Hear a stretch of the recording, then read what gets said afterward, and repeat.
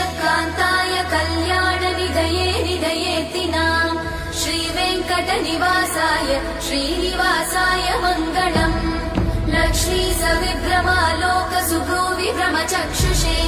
चक्षुषे सर्वलोकानां वेङ्कटेशाय मङ्गलम् श्रीवेङ्कटाद्रिशृङ्गाग्रमङ्गलाभरणाङ्गये मङ्गलानां निवासाय श्रीनिवासाय मङ्गलम् सर्वावयव सौन्दर्य सम्पदा सर्वचेतसां सदा सम्मोहनायास्तु वेङ्कटेशाय मङ्गलम्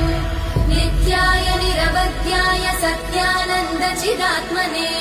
सर्वान्तरात्मने श्रीमद् वेङ्कटेशाय मङ्गलम् स्वतः सर्वविदे सर्वशक्तये सर्वशेषिने सुलभाय सुशीलाय वेङ्कटेशाय मङ्गलम्।